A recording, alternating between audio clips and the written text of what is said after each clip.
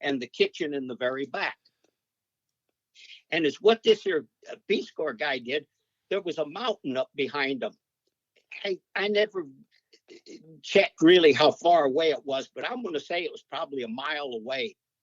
And it had a spring up there. So he went and got pipe, and they just pushed it into this bubbling spring, or into the ground to get where the spring was coming up. Yes. And they connected the pipes all the way down, and every family had a spigot in their kitchen for running water, clean running water. Wow. That was the only place on Borneo they had that, as far as I know. Now they may have more, but he had done this, and they were, I mean, you couldn't believe how happy they were to have that clean running water in their kitchen. Oh, sure. To cook and drink and whatever, clean themselves, whatever.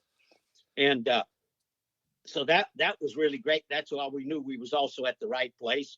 And he had told us to take cans of meat, canned meat, to give to them as a gift, for letting us stay there and stuff like that. Now, what was the name of this town? Because you had passed Balaga, correct?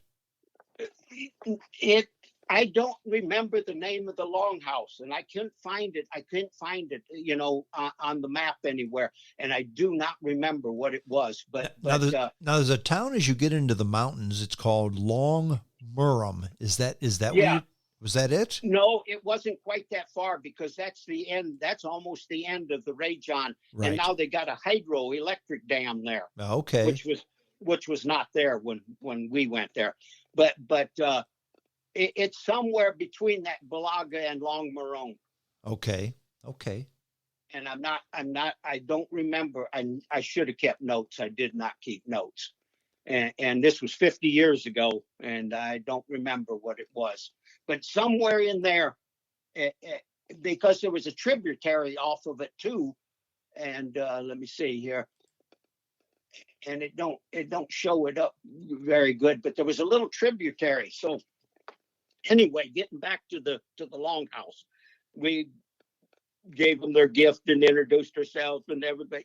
Nobody spoke English, a few words of something, but I had been traveling for so long that sign language was a good way to communicate. Right. And we get there, and just we got there on that day.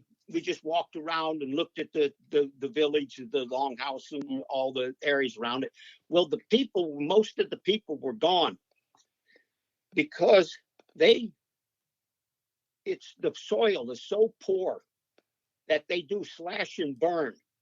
They just go through an area and cut down all the trees and the brush and everything, and then that one day they light it on fire, and sometimes it covers the whole sun, because it's so many people are burning, because their fields are dry paddy rice, and you can only grow one crop every 20 years. Really? That's how poor the soil is. So they have to keep moving all the time through this area to grow their rice. And a lot of the people were gone at the time. Everybody, the men and the women that are able-bodied, they go to the field. They live in the fields. They don't come back for, I guess, weeks. And so that headman was there, and his family. There was a few other families there, or parts of the family, I should say, because the old women and the old men stayed behind.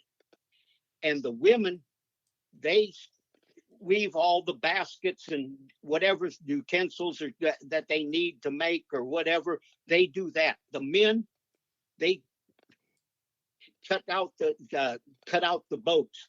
Like I said, they burn and then adger out and you wouldn't believe it. All the little kids are there, the little bitty kids, and they're doing this here stuff. Like one day in the boat, it had been hollowed out quite a ways already, and that hand adger is laying there. This little kid, and I'm going to say he was probably like 3 years old. Yes. He climbs in the boat. He's chopping with that adger, and I thought, oh my God, them toes, because they take them off easy on a little kid like that. Oh, sure. But they don't worry about it. That's how they learn. The girls learn how to do the women things, and the boys learn how to do the boy things, the men things. Mm-hmm. And it was amazing. They were nice people. They get along really well. They didn't used to. But anyhow, back to the head hunting. The reason they take heads, they believe in spirits. They spirit worship. And if something happened to somebody got killed or someone killed them, they had to appease his spirit, because if he didn't, then the spirit would come after them. Okay. So they would sneak out, go over 2-3 ridges, whatever, and they take somebody else's head and bring it back. And they would bury it in the sand and let the critters clean it up, make it pure white. And it got so bad that they were sneaking over to the longhouse that their sons and daughters had married into to take a head. And the British, when the British, after Second World War, the British made them stop it. They told us over and over again how thankful they were that the British made them stop taking heads. What they did, they went to every longhouse and they told the headman, the leader of the longhouse, they said, if somebody takes a head from your longhouse, we're going to come take your head. And that was the persuasion to get them to stop. That was the persuasion. And they are so thankful because they were, like I said, they were sneaking over to the next longhouse to take somebody's head. And it multiplies. It just keeps getting worse when they would do that, because one head, the other one had to take a head, the next one take a head, and it was crazy. Anyway, they would bring these heads after they were cleaned by burying them in the sand along the riverbank.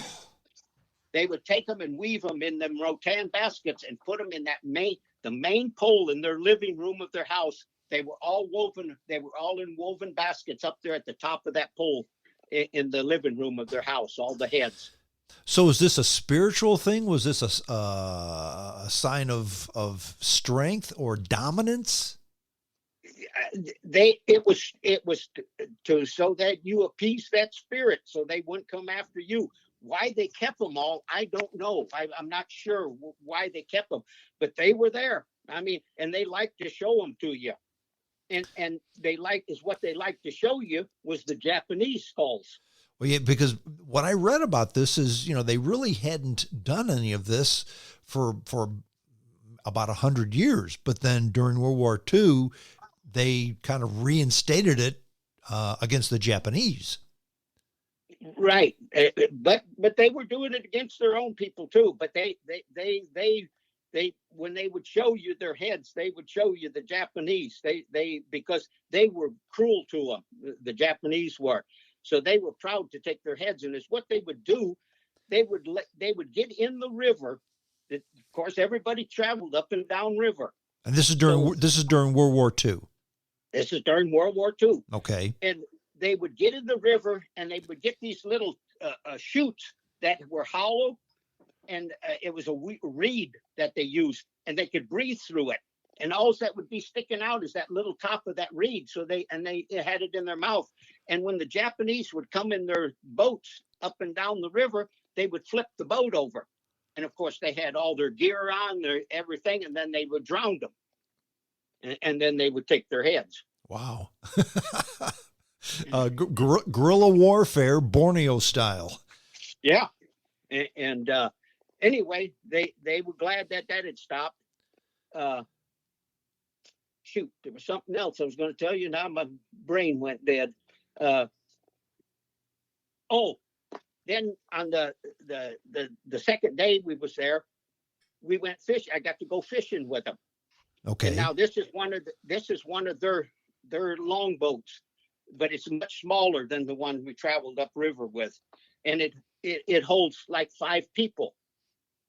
And the man that uses the net, they use a net, no string on it, nothing. He goes to the bank of the river and gets the nicest, smoothest round stones he could find. Okay. And he gets a handful of them and puts them in the boat. They gave me an instruction, because I didn't speak their language. they would count cadence because you row. Everybody has to row together.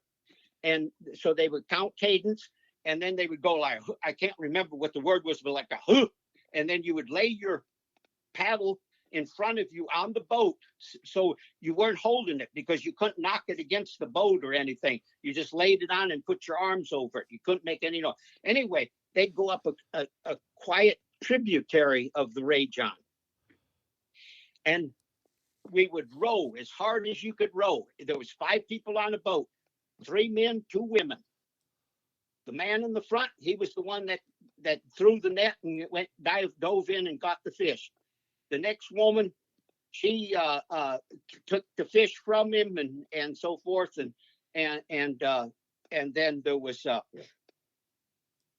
myself, and then a woman behind me. All her job was to roll cigarettes. Kids even start smoking when they're about 5 years old. Really?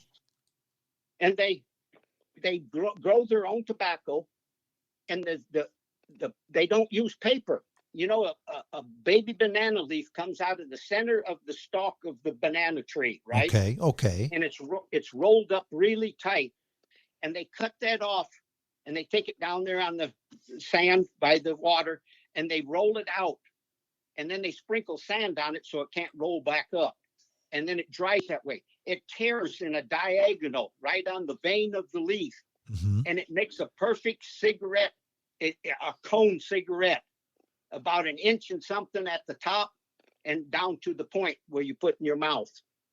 And that's all her job was, to roll them cigarettes, and then you'd pass them back and forth to everybody to smoke. Did you smoke one of those cigarettes? Oh yeah. How was it?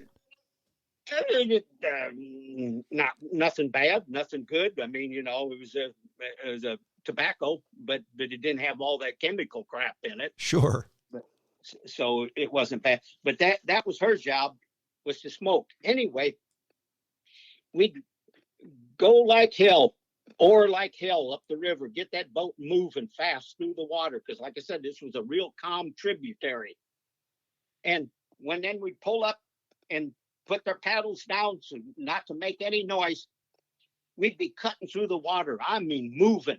And the man at the tip of the boat, he'd be standing there right at the point with his feet right on that point. Okay. And he would pitch one of them rocks as far as he could forward. And of course, when it hits the water, it makes a splash, and then rings start going out. He'd have to watch exactly where that center was, because it kind of fades away as the rings still keep going out. Okay. Just before the boat would get over that, he would throw the net. And I thought, what the hell? How in the hell are they catching fish? Throwing rocks in the water. and he'd dive down, and boy, here he'd come up 3-5 fish each time. Is what that would do. When that rock would hit the water, the fish would all scatter. And then pretty soon they didn't hear nothing. Here they all come back to see what that is that landed in their water. And then he'd throw the net, and he'd have them.